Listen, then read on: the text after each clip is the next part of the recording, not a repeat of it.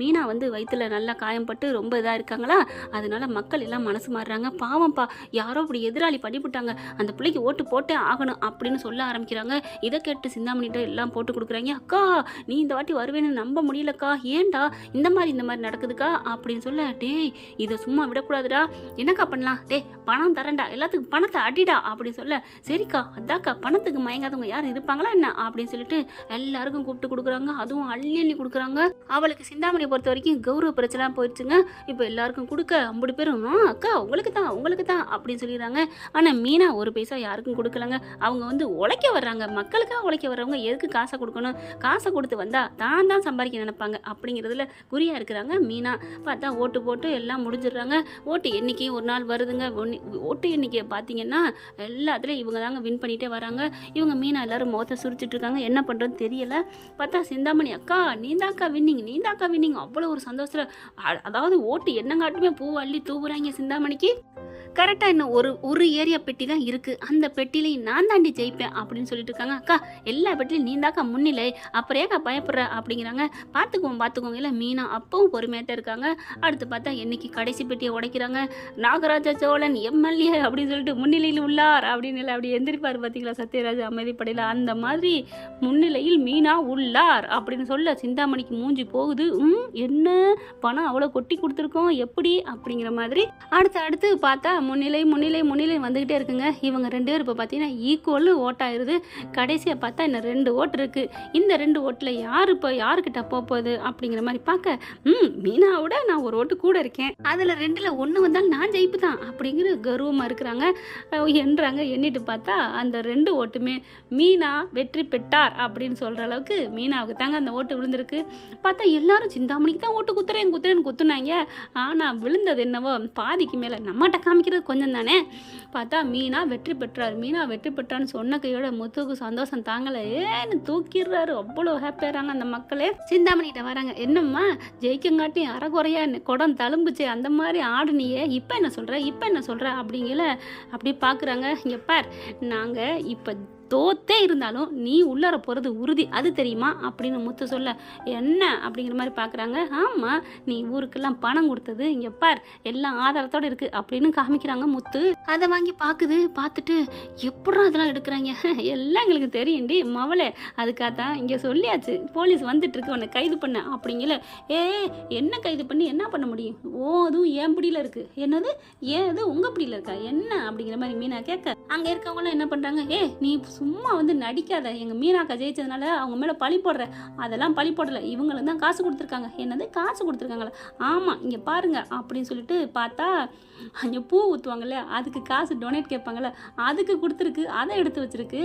ஏண்டி நீ என்ன கூறுகட்ட குக்கரா, அது பூ ஊற்றுறக்கு கூழ் ஊற்றுறக்கு வாங்கியிருக்காங்க, அதை சாப்பிட்டு இவ பணம் தான் கொடுத்துருக்கா, அதை விட இங்கே பாருங்க அப்படின்னு சொல்லிட்டு இந்த பிள்ளைங்களுக்கு பாரு 5000 கொடுத்துருக்கா அப்படின்னு சொல்ல, 5000 இது எப்போ கொடுத்தது, ஐயோ இந்த பிள்ளைங்களுக்கு ஸ்கூல் ஃபீஸ் கட்டணும் அப்படின்னு சொல்லி கேட்டாங்க, அதனால தான் பாவம்னு கொடுத்தேன், இதுங்க வந்து இதை வீடியோ எடுத்து வச்சுட்டு இது கொடுத்தது போன மாதங்க அப்படின்னு மீனா சொல்ல, சிந்தாமணி என்ன பண்ணுது, அதெல்லாம் இல்லை, நீ எலெக்ஷன் அறிவிச்சதுக்கப்புறம் தான் கொடுத்துருக்க, அப்படியா அந்த ஸ்கூலுக்கு ஃபோன் போட்டு கேட்போம்மா, கேட்டால் எப்போ கொடுத்தேன்னு சொல்லுவாங்களா அப்படின்னு உடனே ஃபோனை போடுமா அப்படிங்கல.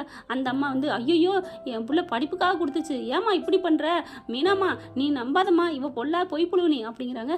இல்லை அந்த ஸ்கூலுக்கு ஃபோனை போடுங்கிறாங்க. ஃபோனை போட்டு இந்த மாதிரி பணம் கட்டினாங்கல்ல அந்த ஸ்டூடெண்ட்டுக்கு, எதுக்காக கட்டினாங்க, 5000 கட்டினாங்க அப்படின்னு உண்மையை சொல்ல, போதுமா அப்படிங்கிறாங்க மீனா முத்துவும். சிந்தாமணினால ஒன்றும் பண்ண முடியல. இப்போ என்ன சொல்கிறேன், நாங்கள் ஒரு எதுக்கோ நல்லதுக்கு கொடுத்து வச்ச பணம் கொடுத்ததெல்லாம் நீ இதோட எடுத்துக்கிட்டியா, ஆனால் நீ கொடுத்தது நல்லதுக்கு இல்லடி, ஓன் நல்லதுக்கு தான் கொடுத்துருக்குற அப்படி சொல்கிறாங்க.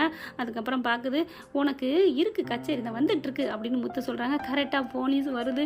போலீஸ் வந்தோடனே, ஏம்மா பணம் கொடுத்தா ஓட்டு வாங்கினேன், ஏங்க உலகமே அப்படி தான் நடந்துட்டு இருக்கு, நீங்கள் என்ன பிடிக்கிறீங்க, போலீஸுக்கிட்டே நீங்கள் இப்படி எகிரி பேசுவீங்களா அப்படின்னு கைது பண்ணுங்க அப்படிங்கிறாங்க.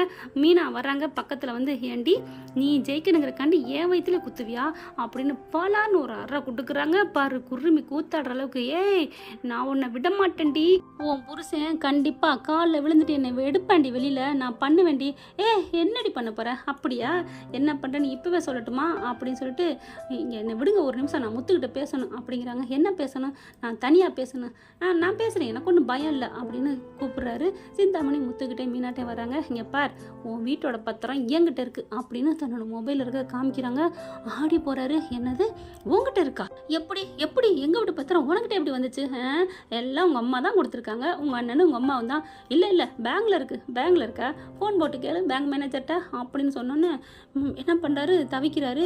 டக்குன்னு உடனே ஃபோனை போடுறாங்க மேனேஜருக்கு. அவரு பார்த்தீங்கன்னா எடுத்துட்டு, என்னப்பா முத்து வர்றதே இல்லை, என்ன கடன்லாம் வாங்குறது இல்லையா, எல்லாத்தையும் அடைச்சிட்டு நிம்மதியாக இருக்கீங்களா அப்படின்னு அவர் கேட்க, என்ன சார் பத்திரத்தெல்லாம் திருப்பியாச்சா? என்னப்பா உங்கள் அண்ணனும் உங்கள் அம்மா வந்து திருப்பிட்டு போனாங்க, திருப்பியாச்சான்னு கேட்குறேன். அப்படியே முத்துக்கு பேச்சே வரல, ஆடி போகிறாரு. போதுமா, பணம் லட்சக்கணக்கில் உங்கள் அம்மாவும் உங்கள் அண்ணனும் வாங்கியிருக்காங்க, நான் கொடுத்துருக்கேன். நான் இன்றைக்கே உள்ளார போன கையோட என் ஆளை வச்சு நாளைக்கே உங்கள் வீட்டில் இருக்க எல்லாத்தையும் வெளியில் அனுப்பட்டுமா அப்படின்னு கேட்க ஆடி போகிறாரு முத்து. அப்படியே என்ன பண்ணுறாங்க மீனா, நீ பண்ணுறதை பண்ணுறி, நீ பண்ண தப்புக்கு நீ அனுபவிச்சு தான் ஆகணும், போடி அப்படிங்கிறாங்க.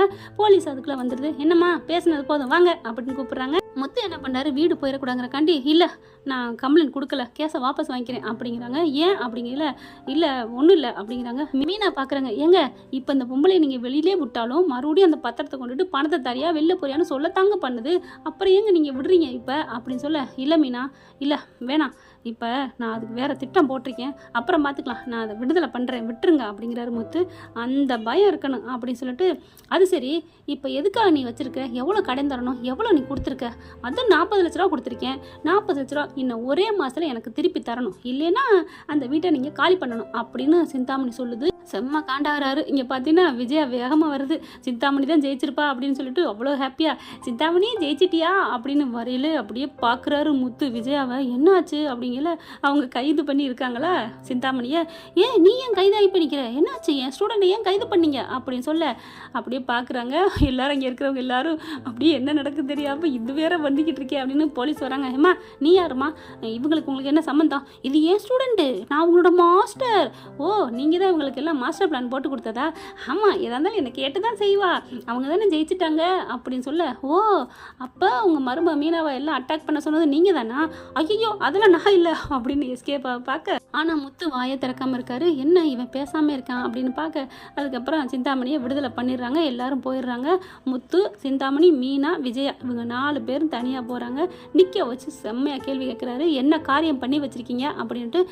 என்னடா காரியம் பண்ணேன், நான் என்னடா பண்ணேன், உன் பொண்டாட்டி ஜெயிச்சோன்னே ரொம்ப திமிரில் பேசுறியா அப்படின்னு சொல்லல, கரெக்டாக ரவி ஸ்ருதி 50 பேருமே நிற்கிறாங்க. அவங்களும் வந்துடுறாங்க பக்கத்தில். ஏன் தனியாக நாங்கள் மட்டும் நிற்கிறோம் அப்படின்ட்டு அண்ணாமலையும் வந்துடுறாருங்க. ஏன்னா மருமகளோட வெற்றியை கொண்டாடுறதுக்காண்டி. இது எல்லாம் தெரிய சிந்தாமணி சொல்லிடுதுங்க. எல்லாரும் முன்னாடி நான் சொல்கிறேன், இன்னும் 40 நாள் நீங்கள் பணத்தை கொடுக்கல, நான் கம்ப்ளைண்ட் பண்ணி உள்ளர தள்ளிடுவேன். ஓ நீங்கள் உள்ள தள்ளுவீங்களோ, நீங்கள் உள்ள தள்ளுறது தான் இப்போ உங்களை நான் கம்ப்ளைண்ட் பண்ணி வாபஸ் வாங்கினா அப்படின்னு முத்து சொல்ல, அப்படியே திருன்னு முழிக்குது சிந்தாமணி. போதுமா, இவங்களை நம்பி பண்ணீங்கல்ல, என்ன பண்ணியிருக்காங்க, என்ன காரியம் பண்ணியிருக்கீங்க அப்படின்னு பயங்கரமாக விஜயாவை எல்லாரும் திட்ட ஆரம்பிக்க, மனோஜ் அவன் என் கையெழுத்தை போட்டானா, அவனுக்கு இருக்குது அப்படின்னு சொல்லிட்டு அங்கேருந்து எல்லாரும் கிளம்புறாங்க. வாயே திறக்கலங்க வீடு வர வரைக்கும். இல்லைன்னா நீ என்ன ஜெயிச்சிட்டுன்னு ஆடுறியா அப்படி இப்படின்னு சொல்லும்ல. விஜய் எதுவுமே திறக்கவே இல்லை, பேசாமல் வருது. வீட்டுக்கு வந்ததுக்கப்புறம் மனோஜ் என்ன பண்ணுற, என்னம்மா ஜெயிச்சிட்டாங்கிற திமிரில் வர மாதிரி இருக்கு, டேய் வாயை மூடுறா அப்படிங்கிறது விஜயா. அண்ணாமலை வராரு, வந்து சாட்டை எடுத்து சொல்ப்புன்னு கொடுக்குறாருங்க.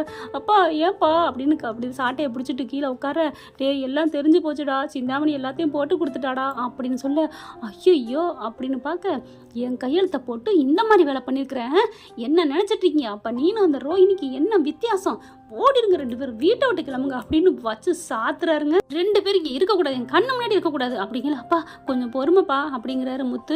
மீனாவும் ஆமாம் அங்கிள், ஆமாம் மாமா, அத்தை பாவம் அடிக்காதீங்க, ஐயோ நீயாவது என்ன அடிக்காதுன்னு சொல்றிய அப்படின்னு மீனா பக்கத்துல போய் பம்புதுங்க விஜயா. அப்படியே அடிக்காதீங்க அப்படின்ட்டு இவர் அண்ணாமலை பார்க்குறாரு. இங்கிட்டு வா, அவன் மேலே பற்றக்கூடாது அப்படின்னு சொல்லிட்டு இழுத்து வச்சு அடிக்கிறாரு. ஆனாலும் பின்னாடி பின்னாடி போக மீனாவும் மறிக்கிறாங்க. மாமா விடுங்க மாமா பாவம் அப்படிங்கிறாங்க. நீ கேட்காத மீனா, நீ இப்போ பாவப்பட்டினா நாளைக்கு மறுபடியும் அப்படியே துளிர் விட்டுக்கிட்டு ஒன்னைத்தான் விரட்டுவா, உன்னை அப்படி பூக்காருன்னு கேவலமாக சொல்லுவா. ஐயோ நான் அப்படிலாம் சொல்ல மாட்டேன் மீனா, என்னை காப்பாற்று மீனா அப்படின்னு கெஞ்ச மனோஜும் வந்துட்டு மீனா மீனா என்னை காப்பாற்று மீனா அப்படின்னு 2 பேரும் மீனாவுக்கு பின்னாடி போய் ஒளியிறாங்க. ஏன்னா மீனா சொன்னாதான் அண்ணாமலை கேட்பாராம் அப்படிங்கிற ஒரு இதில் இந்த நினைப்பு முன்னாடி இருந்தால் இதெல்லாம் பண்ணிக்க கூடாதானுங்க. தப்பு பண்ணவன் தண்டனை அனுபவிச்சு தான் ஆகணும். ஆனால் மீனா ஒரு மக்கு பிளாஸ்டரி மன்னிக்க சொல்லுது. ஆனால் 40 நாளில் பணம் கட்டணுமே, 40 லட்சம் என்ன பண்ணுவாங்க பார்க்கலாம் ஃப்ரெண்ட்ஸ். பொறுத்திருந்து இந்த பதிவு உங்களுக்கு பிடிச்சிருந்துச்சுன்னா உங்கள் பொண்ணான கையில் ஒரு லைக்கை போட்டு சப்ஸ்கிரைப் பண்ணிடுங்க. Thank you friends. இந்த வீடியோ உங்களுக்கு பிடிச்சிருந்தா தயவு செய்து லைக் பண்ணுங்க. இன்னும் அப்டேட்ஸ்க்காக சேனலை சப்ஸ்கிரைப் பண்ண மறக்காதீங்க. நம்ம கிட்ட இருக்க எல்லா சேனல்ஸோட லேட்டஸ்ட் வீடியோ அப்டேட்ஸ்க்காக மேல ரைட் சைடுல காட்டுற லிங்கை கிளிக் பண்ணி வாட்ஸ்அப் குரூப்ல ஜாயின் பண்ணுங்க. உங்களிடம் விடைபெறுவது நான் உங்கள் மெஹர்.